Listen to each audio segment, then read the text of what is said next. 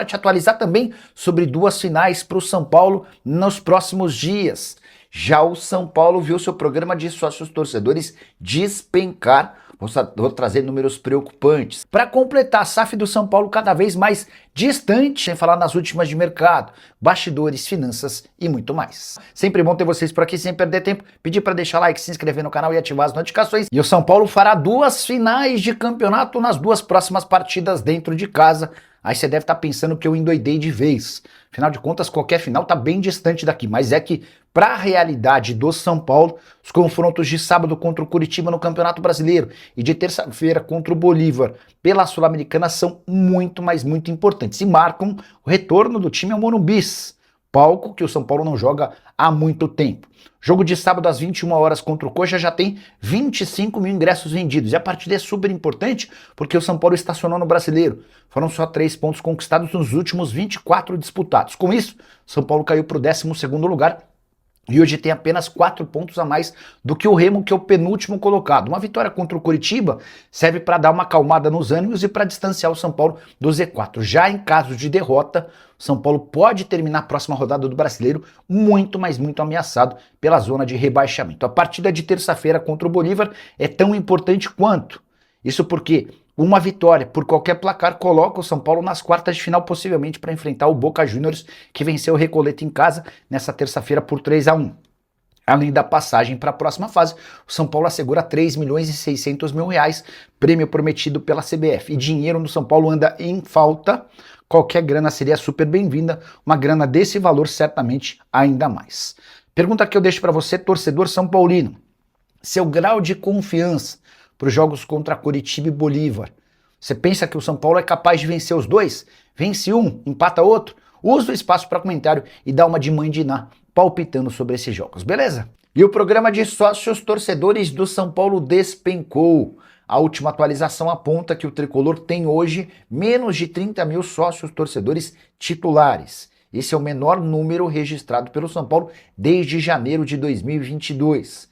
E antes que você dê de ombros para a notícia, é só importante registrar que o sócio torcedor tem garantido excelente receita ao São Paulo. E uma queda drástica como essa representa menos dinheiro nos cofres do clube. Na temporada passada, por exemplo, o São Paulo arrecadou 56 milhões de reais com o sócio torcedor. Na temporada de 2024, outros 55 milhões de reais. Em ambos, a média de integrantes do sócio torcedor ultrapassava 50 mil pessoas. Com essa queda quase pela metade, dá para imaginar o São Paulo ficando com uma arrecadação de mais ou menos 30 milhões de reais por ano. São 25 milhões que deixam de entrar. Isso equivale a mais de um mês da folha salarial, só para você entender o tamanho do problema. Importante registrar que essa debandada de torcedores do programa de sócios torcedores tem tudo a ver com as questões em campo, falta de resultados e todos os escândalos que marcaram a administração Júlio Casares e também a RIMACIS nos últimos meses. A verdade é que o torcedor do São Paulo parece muito incomodado com tudo que tem acontecido e a primeira providência foi cancelar o programa de sócio torcedor. Só para completar, contar ainda que o fato de o São Paulo não estar jogando com frequência dentro do seu estádio por conta de realização de shows também interfere na saída grande de sócios torcedores. A última sobre o São Paulo, na noite dessa terça-feira, o Tricolor jogou bem e empatou com o Bolívar na altitude de La Paz. O São Paulo saiu na frente com um gol de Arboleda, que fez bom jogo. Também gostei do Domingos Duarte e do Iago, que foram as principais novidades da equipe. A verdade é que o Dorival decidiu poupar alguns titulares. O São Paulo se comportou muito bem no primeiro tempo, terminou vencendo. No segundo tempo, para mim, com falha do Rafael, o Melgar empatou. O Bolívar criou oportunidades para virar, não conseguiu. E agora o Tricolor faz duas partidas extremamente importantes dentro de casa. Primeiro contra o Curitiba, no fim de semana, Campeonato Brasileiro, com mais de 21 mil ingressos vendidos. São Paulo precisa vencer para deixar a zona do rebaixamento mais distante. Hoje a diferença do São Paulo para o 19º colocado é de apenas 4 pontos. Depois recebe o Bolívar, precisando de qualquer vitória para passar para as quartas de final da Sul-Americana. E Memphis Depay pode se vingar do Corinthians, não apenas entrando na justiça contra o Timão. Essa é uma questão de tempo e o Memphis vai cobrar 77 milhões de reais do Corinthians na FIFA. Mas, para piorar, O staff do jogador admite que há conversas com 4 clubes brasileiros. E sim, o Memphis está inclinado a permanecer por aqui, até como uma espécie de revanche em relação ao Corinthians, que decidiu descartá-lo mesmo depois de ter chegado a um acordo financeiro. Desses 4 clubes interessados, todos jogando na Série A do Brasileiro, 2 já têm tratativas mais avançadas. Eles demonstraram a intenção de cobrir o valor que seria bancado pelo Corinthians em caso de permanência no futebol nacional. O Timão havia acordado com o Memphis um pagamento de 2 milhões e 300 mil reais livres de impostos, entre salários, direitos de imagem e luvas. Esse custo vai superar os 3 milhões de reais mensais. Os nomes dos interessados não foram revelados. Eu logo de cara pensei em Cruzeiro e Atlético Mineiro, que são 2 clubes que têm feito investimentos interessantes. Conversei com dirigentes dos 2 clubes e ambos asseguraram que Memphis não será contratado. Você tem alguma ideia, um palpite de para onde o Memphis Depay pode ir? Quais seriam esses 2 clubes da Série A que disputam competições internacionais dispostos a contratar o holandês de 32 anos de idade?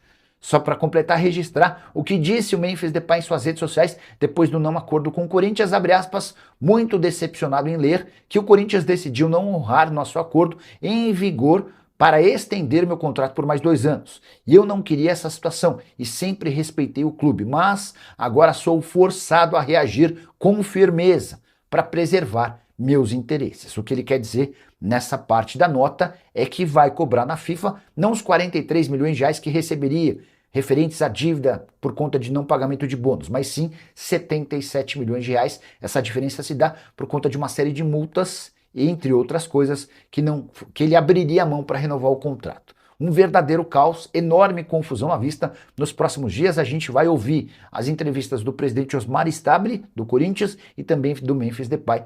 Mas a verdade é que essa história ainda parece longe do fim. Só para completar, Memphis Depay tem 8 jogos no Campeonato Brasileiro pelo Corinthians, ou seja, se fechar com o rival do Timão, vai poder atuar também no Campeonato Brasileiro. O Memphis caberia no seu time? Já use o espaço para comentário para registrar o que você pensa. Só não esquece de deixar like, de se inscrever no canal. A gente se encontra assim que surgir notícia. Tchau. O Egito Zen. Fala, Nicola, tudo bem? Quais são as chances de o zagueiro Bastos ser contratado pelo São Paulo? Não seria uma boa opção do Tricolor? Eu acho que seria. Só não sei se depois da chegada do Domingos Duarte o São Paulo ainda está atrás de zagueiro, mas a gente pode tentar descobrir, né? Vou mandar mensagem para uma pessoa do São Paulo. Deixa eu ver se eu consigo mudar o microfone.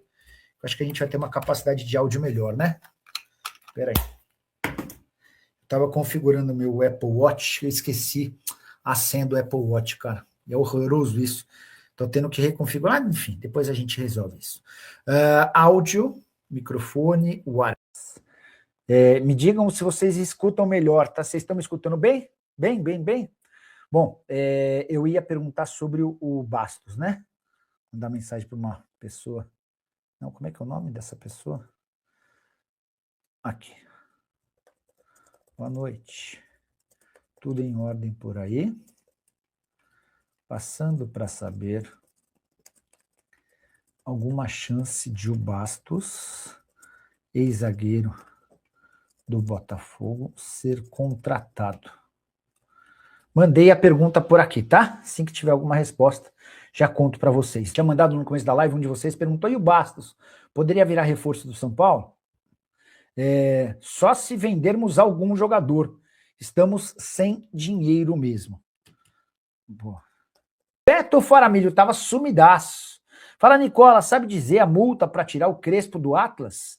Dorival não tem repertório tático e nem culhão de mexer nos titulares. Cadê os reforços? Betão, cara, ele acabou de chegar lá, não teria a menor lógica contratar alguém que você demitiu com todo esse barulho, né? A verdade é que o risco de demissão do Dorival hoje é algo debatido até entre alguns torcedores do São Paulo, mas nada dentro do São Paulo, né?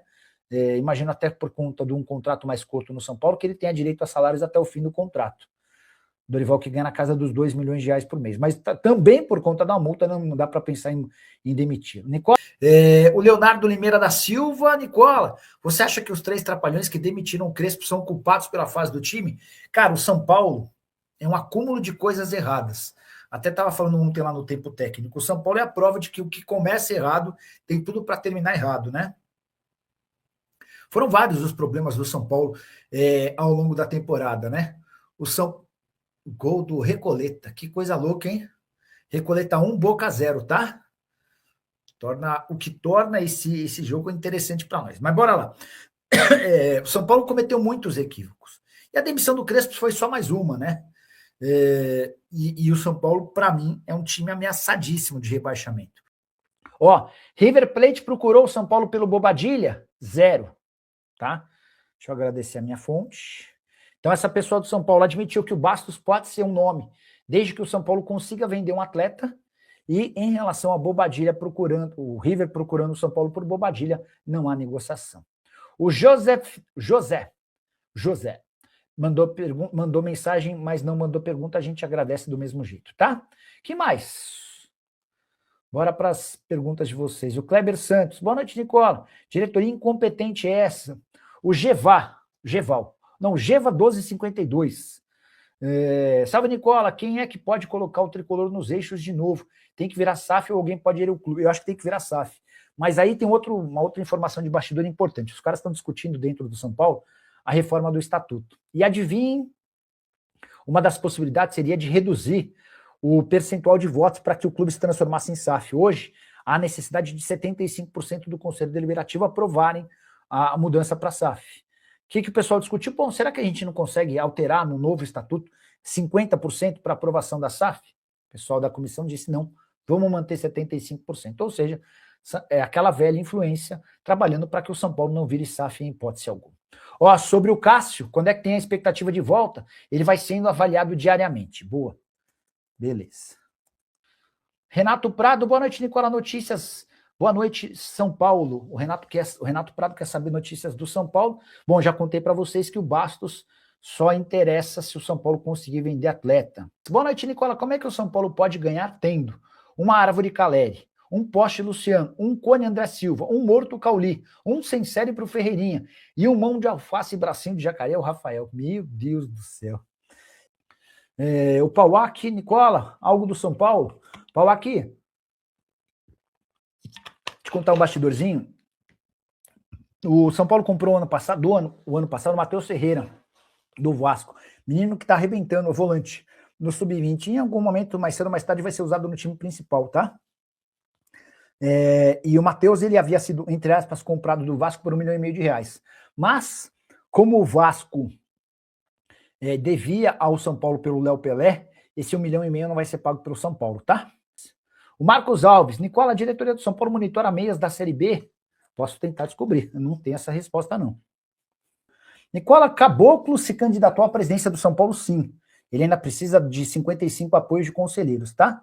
Essa nem acredita nessa pergunta, parece piada. Pois é, só para lembrar, o Caboclo foi presidente da CBF entre 19 e 21 e saiu por acusações de assédio sexual e moral, tá? O Deja...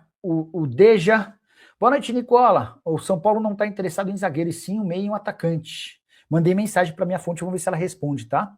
O Ale Menorzinho, boa noite, São Manuel, São Paulo. Manda um abraço para o time Japim Vila Rica, daqui da minha cidade. Um abração para vocês. E se você é torcedor são paulino, saiba que as pessoas dentro do São Paulo continuam trabalhando para que a SAF não aconteça.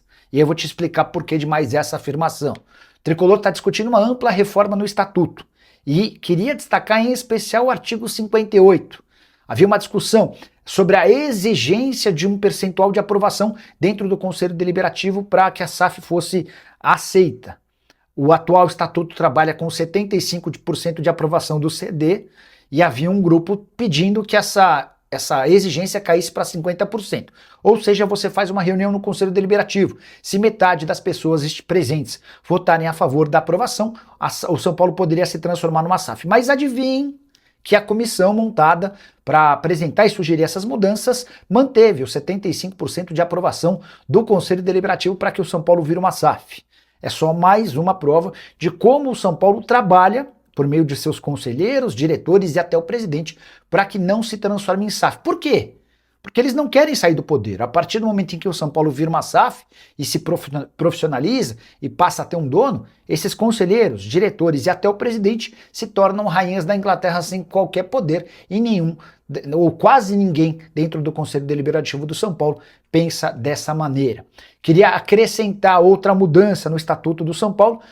O Conselho de Administração vai passar a contar com 9 pessoas, 3 conselheiros, 1 membro do Conselho Consultivo e 5 membros independentes, selecionados por uma empresa especializada em executivos voltados em executivos.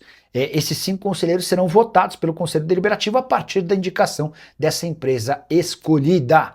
Saideira sobre o São Paulo, a polícia da Bolívia apreendeu um ônibus da empresa contratada pelo São Paulo para atendê-lo em território boliviano. O tricolor não tem nada a ver com a história, mas nas últimas horas, um ônibus transportando 86,5 kg de maconha foi apreendido, foi preso na região de Cochabamba. Esse rapaziada, mais um vídeo aqui com pacote de notícias do Tricolor Paulista com Jorge Nicola Bosch. Fortalece com like, se inscreva no canal, voltaremos a seguir também notícias. Um forte abraço e até o próximo vídeo. Tchau, tchau.